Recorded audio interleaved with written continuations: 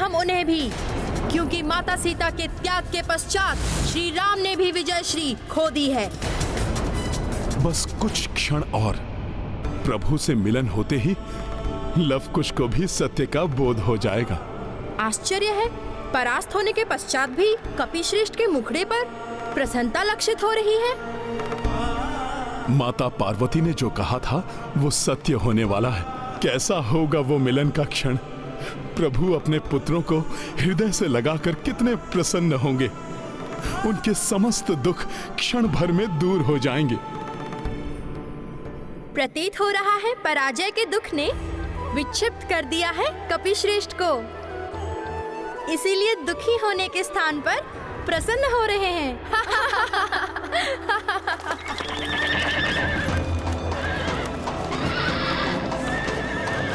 माता सीता की पूजा फलित होने ही वाली है।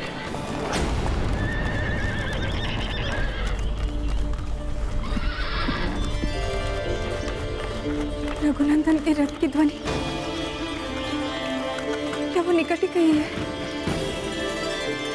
माता ललिता देवी, क्यों मुझे प्रतीत हो रहा है कि मेरे स्वामी निकट ही कहीं है।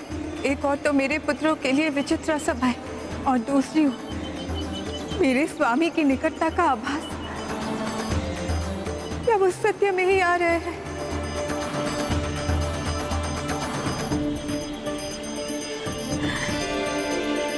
स्वामी, मेरे प्राण वल्लभ,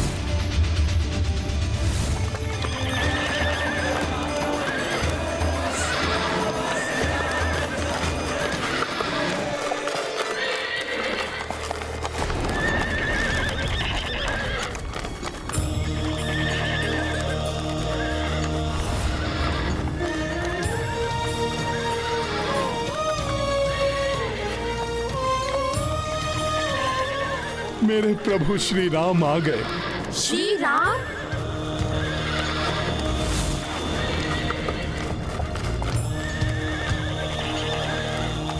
अच्छा हुआ, पिता को देखते ही पुत्रों का आवेश शांत हो गया।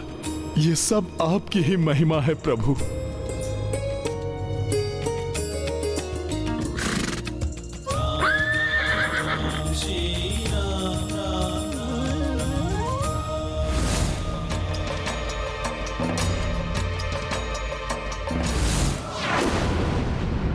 राजसभा में तो प्रभु नहीं पहचान पाए थे अपने पुत्रों को, किंतु अब अवश्य पहचान लेंगे।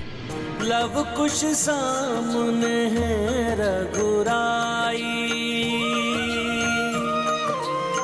मन अनुरागी क्रोध भुलाई। देखी देखी हर्षित श्री कपीशा,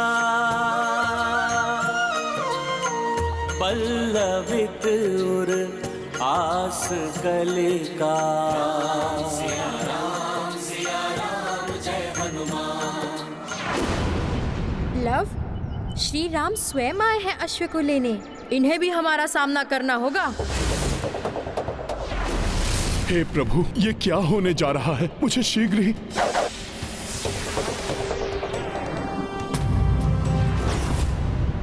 ये प्रणाम है हमारा उन मर्यादा पुरुषोत्तम श्री राम के चरणों में, जिन्होंने अधर्म का नाश करके धर्म की स्थापना की।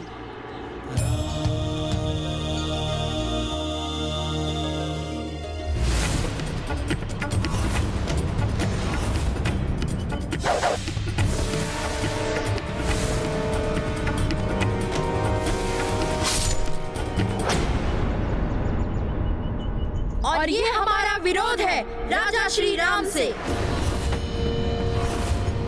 जिन्होंने अपनी अर्धांगिनी माता सीता का त्याग किया। अबोधतावश लगाए हुए आक्षेपों से मैं आपके प्रति रुष्ट नहीं हूं पुत्रों। आप दोनों की वीरता, साहस, आपका ज्ञान प्रशंसनीय है। अयोध्या में आपके सुमधुर रामायण गान ने मेरे मन को मोह लिया था। हृदय में एक अपनत्व सा उत्पन्न होने लगा था। जब मैंने आप दोनों को प्रथम बार देखा पुत्रों। क्षमा करें, हमें आपके अपनत्व की आवश्यकता नहीं है। आपके अपनत्व का अर्थ है अग्नि परीक्षा।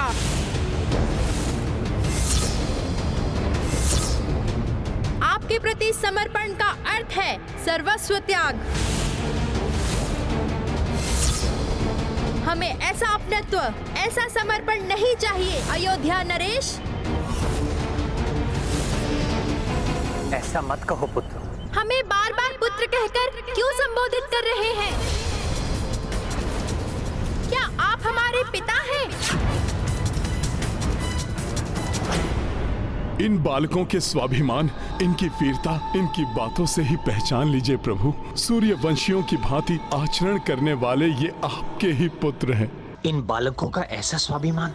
सीते, यदि इतने वर्ष हम साथ होते तो कदाचित इनके जैसे ही होते हमारे पुत्र। इतने ही बड़े, ऐसे ही स्वाभिमानी और साहसी। जब आप हमारे पिता नहीं हैं, तो पुत्र बोलकर हमें संबंध के बंधन में बांधने का प्रयास मत कीजिए राजन। हैं, पिता हैं हम आपके।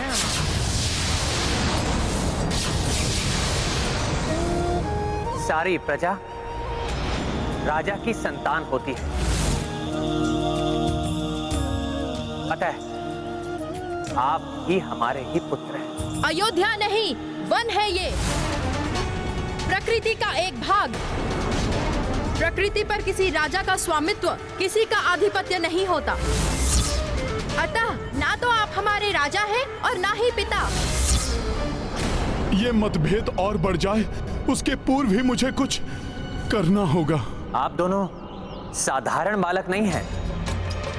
कदाचित आपको मेरे पूर्वजों ने या त्रिदेवों ने मेरे धैर्य की परीक्षा लेने के लिए भेजा है। हम आश्रमवासी साधारण बालक ही हैं, और अब हम जैसे साधारण बालक भी पर्याप्त हैं आपके दिग्विजय यात्रा के अश्व को विजित करने के लिए।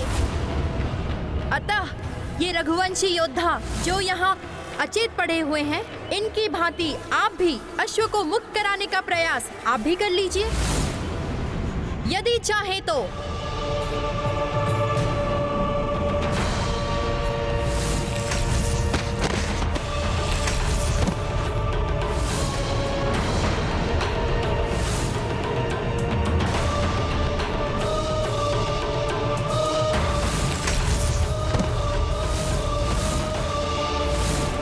सैनिकों, कह दो अपने अयोध्या राजा से, माता सीता के त्याग के पश्चात प्रभु श्री राम की जय श्री उनसे दूर चली गई है।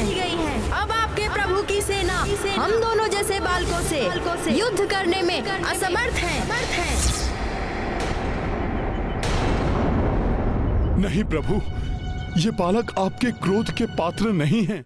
बालकों, शूरवीर होना अच्छा है, किंतु वीरता के अभिमान को अपने मस्तक पर मत चढ़ने दो, अन्यथा ये शौर्य अहंकार में परिवर्तित होकर आपके मस्तिष्क को नियंत्रित करने लगेगा और आपका नियंत्रण इस पर से छूट जाएगा। अतः अहंकार को स्वयं पर नियंत्रण मत करने दो। आपकी रघुकुल से कोई शत्रुता नहीं है, इसलिए इसे मेरी अंतिम चेतावनी मानकर अश्व को मुक्त कर दीजिए। यदि आपको अश्व चाहिए तो विनती मत कीजिए, युद्ध कीजिए और मुक्त करा लीजिए अश्व को। जब श्री राम स्वयं यहाँ आएंगे, तब तुम्हें देवी सीता को यहाँ लाकर सबका मिलन कराना होगा। ये सब उसी मिलन के लिए हो रहा है हनुमान। हाँ, अब मुझे ही मिलन कराना होगा प्रभु के परिवार का। जय श्री राम। आप दोनों अबोध हैं, इसलिए धनुष उठाने से पूर्व मैं आप दोनों को पुनः स्मरण करा देना चाहता हूं कि मेरे बाण की कोई काट नहीं। मेरे बाणों से ताड़का, कुंभकर्ण और रावण जैसे महाबली राक्षस भी संहार से नहीं बच सके। इसलिए राम बाण की भीषणता को पहचानिए।